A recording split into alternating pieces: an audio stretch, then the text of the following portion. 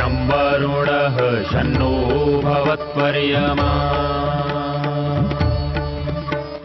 शन्न इन्द्रो बृहस्पतिः शन्नो विष्णुरुक्रमः ॐ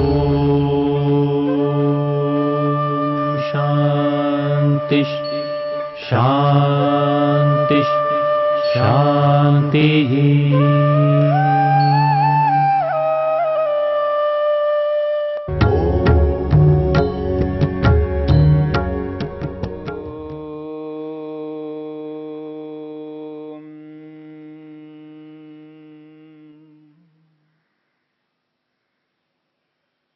योग के विघ्नों की चर्चा हो रही है। योग के अंतराय यानी योग के बाधक तत्व।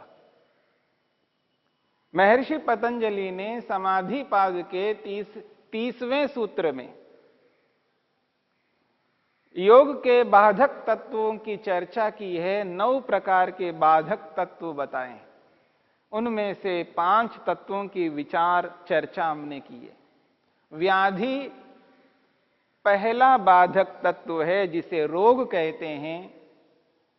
स्त्यान जो मन की अकर्मण्यता है, मन से कामचोर बना रहना है, मन से कार्य को न करने की इच्छा रखना है, इसे स्त्यान कहा है।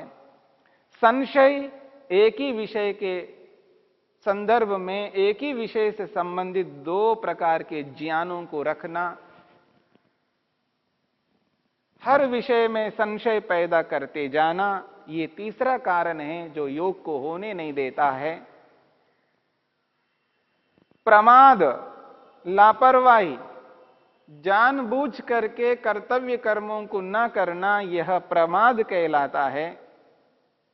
और 5वां कारण है आलस्य, जिसकी चर्चा हमने की है। ये जो आलस्य है, इस आलस्य के कारण से व्यक्ति इतना निठल्ला हो जाता है, इतना निठल्ला होता है, उसके सामने कर्तव्य कर्म विद्यमान है, जान रहा है, समझ रहा है, लेकिन उस आलस्य के कारण से उसको करता नहीं है।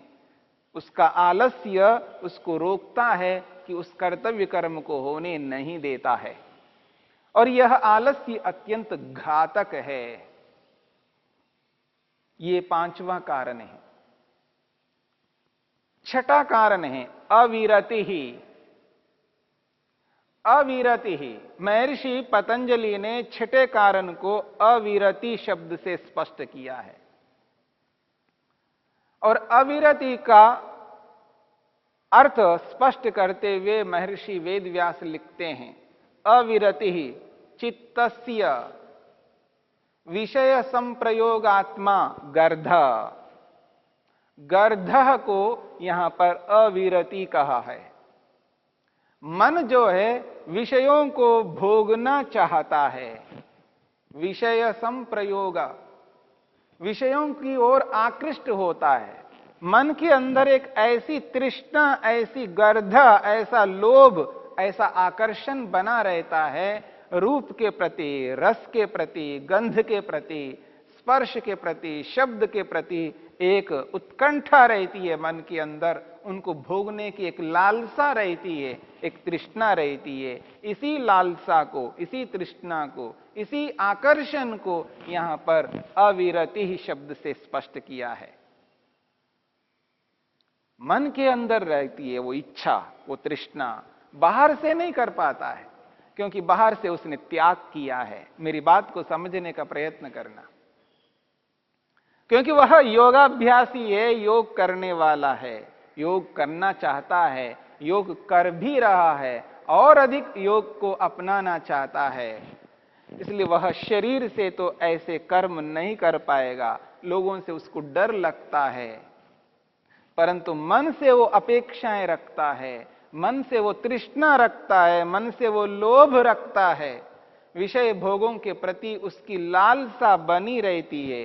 मन से उसने त्याग नहीं किया, शरीर से त्याग किया है, वाणी से भी त्याग किया है, पर मन से त्याग नहीं कर पाया, अभी विरक्त नहीं हुआ, अभी विराम नहीं किया, विषयों को रोक नहीं पाया है, मन में विषय बने हुए हैं।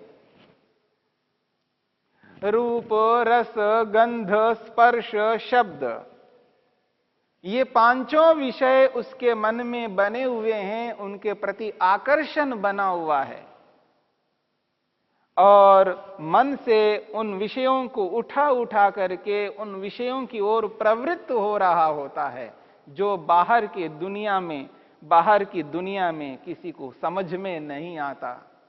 बाहर के लोग उसको समझ नहीं पाते हैं, उसके मन में क्या चल रहा है बाहर के लोग नहीं पहचान पाते हैं, परंतु ईश्वर तो पहचानता है, ईश्वर तो देख ही रहा है, ईश्वर तो अनुभव ही कर रहा है। लेकिन वह व्यक्ति जब ईश्वर प्रणिधान नहीं करता, ईश्वर से जुड़ा नहीं रहता, ईश्वर की उपस्थिति को स्वीकार नहीं कर पाता, ईश्वर देख सुन जान रहे हैं यह बोध उस व्यक्ति के मन में नहीं रहता, ऐसी परिस्थिति में ही व्यक्ति इस दोष से युक्त रहता है, इस तृष्णा से, इस लालसा से, इस गर्ध से युक्त रहता है। व्यक्ति विषय भोगों के प्रति जो उसकी तमन्ना है, उसका जो आकर्षण है, उसके प्रति जो लोभ है, वो सतत मन में चल रहा होता है। ऐसी स्थिति में व्यक्ति योग में प्रगति नहीं कर पाता है। वह शारीरिक रूप में कितना ही तप कर ले, शारीरिक तप कितना ही कर ले, वाचनिक तप कितना ही कर ले, गूंगा बना रहे, मौन रहे, परंतु मन में वो तृष्णा बनी हुई है, मन के अंदर वो जो लोभ बना हुआ है, वो जो आकर्षण है, बार बार व्यक्ति को अंदर से प्रेरित करने लगता है। मन को बार बार उस विषय के प्रति ले जाने के लिए मेहनत व्यक्ति पुरुषार्थ अंदर से कर रहा होता है। विषय भोगों को भोगने की उसकी जो तमन्ना है वो अत्यधिक प्रभावी रहता है मन के अंदर, इसलिए मन ही मन में विषयों की ओर अग्रसर होता है व्यक्ति, मन ही मन में विषयों को भोगने लगता है। मेरी बात को समझने का प्रयत्न करना, मन ही मन में उन विषयों को भोगने लगता है, चाहे वो रूप का हो, रस का हो, गंध का हो, स्पर्श का हो, शब्द का हो। जब व्यक्ति मन ही मन में उन विषयों के प्रति आसक्त होता है, वह आसक्त जब तक रहेगा, आसक्ति जब तक रहेगी, तब तक व्यक्ति योग में प्रगति नहीं कर पाता है। इसलिए महर्षि पतंजलि कहते हैं, महर्षि वेदव्यास कहते हैं, यह जो अविरति है, ये जो विरक्त का ना होना अत्यंत घातक है। तृष्णा का होना, लालसा का, गर्ध का होना अत्यधिक हानिकारक है। मन में ऐसी इच्छा को पालना नहीं है, मन में ऐसी तृष्णा को रखना नहीं है, मन में ऐसा लोभ ना हो विषयों के प्रति। यदि ये लालसा रहेगी, ये तृष्णा रहेगी, तो ईश्वर की ओर हम मेहनत नहीं कर पाएंगे, ईश्वर के प्रति वैसा आकर्षण नहीं बनेगा, वैसी श्रद्धा उत्पन्न नहीं होगी। जब ईश्वर के प्रति वैसी श्रद्धा है ही नहीं, तो व्यक्ति वैसा पुरुषार्थ भी नहीं कर पाएगा, क्योंकि जो पुरुषार्थ है वो श्रद्धा के ऊपर निर्भर करता है। जितनी अधिक श्रद्धा उतना ही अधिक पुरुषार्थ। लेकिन यहां पर उल्टा हो रहा है, श्रद्धा विषय भोगों के प्रति बन रही है, इसलिए जितनी श्रद्धा विषय भोगों के प्रति है, उसी रूप में व्यक्ति मन ही मन में उतना ही अधिक मेहनत पुरुषार्थ उन विषय भोगों को भोगने के लिए करता है। और विशेषकर जब एकांत होता है, व्यक्ति अकेला जब हो जाता है, जहां कोई व्यक्ति उसके सामने ना हो, यही एकांतता है। एकांतता का अभिप्राय है जब व्यक्ति अकेला होता है, यानी उसको कोई देख नहीं रहा होता है, यानी कोई भी मनुष्य उसके सामने नहीं होता है, तब वो व्यक्ति अकेला होता है, एकांत होता है। उस एकांत स्थिति में अत्यंत उग्र हो जाता है, मन से, अंदर से, बाहर से नहीं, मन से। मन से वह व्यक्ति रूप, रस, गंध, स्पर्श, शब्द इन सब के प्रति लालायित हो जाता है, उनके प्रति आकृष्ट होता है और मन ही मन में उनको भोगने लगता है। और जो उसके संस्कार है वो समाप्त होने के स्थान पर, कमजोर होने के स्थान पर उसके संस्कार और परिपक्व होने लगते हैं और संस्कार बढ़ते रहते हैं। और ये जो संस्कार है, जिनको कमजोर करना चाहिए, जिनको नष्ट करना चाहिए, उनको नष्ट ना करके, कमजोर ना करके, उन संस्कारों को और पुष्ट करने लगता है व्यक्ति और संस्कारों को बढ़ाने लगता है, उनकी संख्या को और बढ़ाने लगता है। जब संस्कारों की संख्या और बढ़ने लग जाती है, उस स्थिति में व्यक्ति और अधिक और अधिक और अधिक विषय भोगों के प्रति लालायित होने लगता है, उसकी तृष्णा समाप्त नहीं होती है। इसलिए महर्षि पतंजलि कहते हैं, यह अविरति अविरति योग को होने नहीं देती है। इस अविरति को, इस लालसा को, इस लोभ को, विषयों के प्रति ये जो आकर्षण है, ये जो विषयों के प्रति उसकी जो निष्ठा है, इसको रोकना पड़ेगा, विरक्त होना पड़ेगा, मन को पकड़े रखना होगा, विषय भोगों की ओर मन को जाने नहीं देना है। इसलिए व्यक्ति को अंदर से ज्यादा मेहनत करना पड़ता है। योगाभ्यास में बाहर से उतना मेहनत नहीं करना पड़ता है और जितना मेहनत मन से करना पड़ता है। शरीर से एक सीमा तक ही मेहनत कर पाते हैं, वाणी से भी एक सीमा तक ही मेहनत कर पाते हैं, परंतु मन से जिसकी सीमा नहीं है, हमारी दृष्टि से मन की कोई सीमा नहीं है, असीम मेहनत मानसिक रूप से कर सकते हैं और मन ही मन में हमको करना है। उसके लिए कहीं जाने की आवश्यकता नहीं, जहां बैठे हैं, जहां पर हम हैं, वहीं मन ही मन में उन विषयों को रोकना पड़ता है।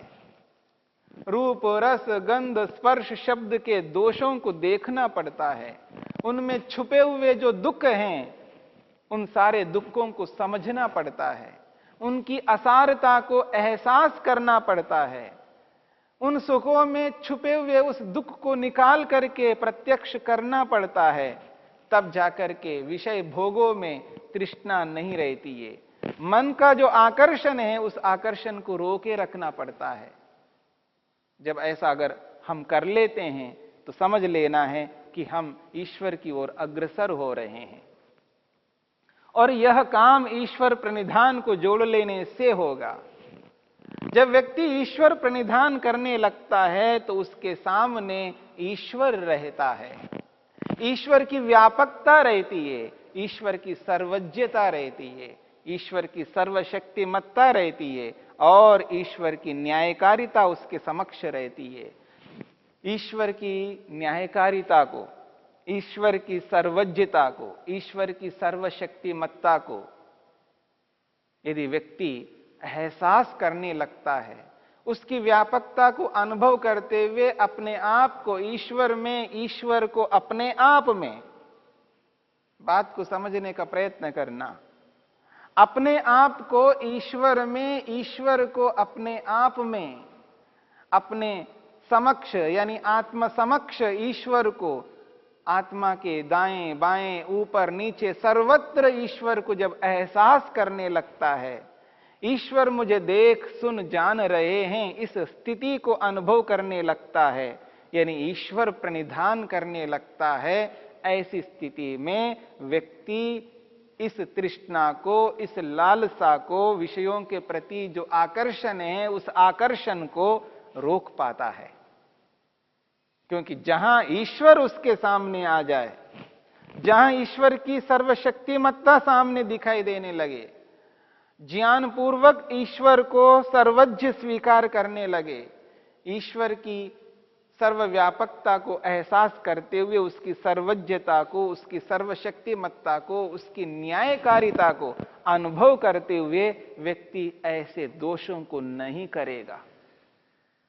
इन दोषों से बचना है तो व्यक्ति को ईश्वर प्रणिधान निरंतर करते जाना होगा, सतत ईश्वर को याद रखना होगा, ईश्वर की उपस्थिति को स्वीकार करना होगा। जिस प्रकार दिन में दिन की अनुभूति करते हैं, रात में रात की अनुभूति करते हैं, दिन में रह करके दिन में करने वाले कार्यों को करते हुए दिन की अनुभूति बनाए रखते हैं, रात में रहते हुए रात में करने वाले कार्यों को करते हुए रात की अनुभूति बनाए रखते हैं, ठीक इसी प्रकार से ईश्वर की अनुभूति भी बनाए रखना होगा। ईश्वर मुझे देख सुन जान रहे हैं, ईश्वर की उपस्थिति में ही मैं समस्त कार्यों को कर रहा हूं। ऐसी स्थिति में यह लालसा, यह तृष्णा, यह गर्धा नहीं होती है।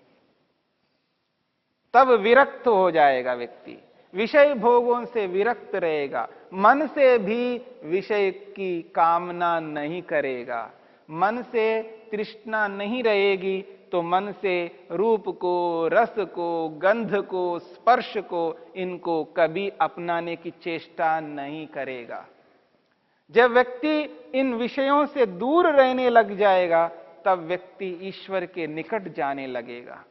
ईश्वर की निकटता को पाने के लिए विरक्त होना पड़ता है। जब तक ये विरक्ति नहीं आती है जीवन में, तब तक व्यक्ति विषयों के ओर ही भोगता रहेगा, इस विषयों की ओर ही अग्रसर होता जाएगा, विषयों की ओर ही प्रवृत्त होता रहेगा और विरति नहीं आएगी, विरक्त नहीं हो पाएगा।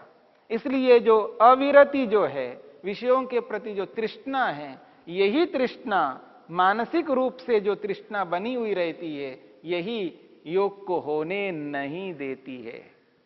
इसी तृष्णा को रोकने की बात कही जा रही है, इसी गर्धा को, इसी लोभ को रोकने की बात कही जा रही है। यह योग में अत्यंत बाधक है, क्योंकि जो योग व्यक्ति करता है, सूक्ष्मता से योग में प्रवेश करता है, वो मानसिक रूप से प्रवेश करता है। मन को एकाग्र करना होता है, मन को ईश्वर में लगाना होता है, ईश्वर में ही एकाग्र किए हुए रखना होता है, और उसमें ये बाधक है तृष्णा। क्योंकि एकाग्रता प्राप्त नहीं होगी जब तक मन में तृष्णा बनी रहेगी, जब तक मन में वो लालसा बनी रहेगी, जब तक विषय भोग मन में बने रहेंगे, तब तक एकाग्र नहीं हो पाएगा। और जब एकाग्र ही नहीं हो रहा है तो निश्चित बात है व्यक्ति ईश्वर तक पहुंच नहीं पाएगा। ईश्वर तक पहुंचने के लिए एकाग्रता की आवश्यकता है, और उस एकाग्रता को बनाए रखने के लिए अविरति को रोकना पड़ेगा, तृष्णा को रोकना पड़ेगा, और तृष्णा रुकेगी ईश्वर प्रणिधान करने से। योग के इस बाधक तत्व को अच्छी तरह समझना है, ईश्वर प्रणिधान को समझना है और ईश्वर प्रणिधान को अपनाना है, तभी जाकर के इस तृष्णा को हम रोक पाएंगे, इस विघ्न को रोके रखेंगे। यही अविरति का अभिप्राय है।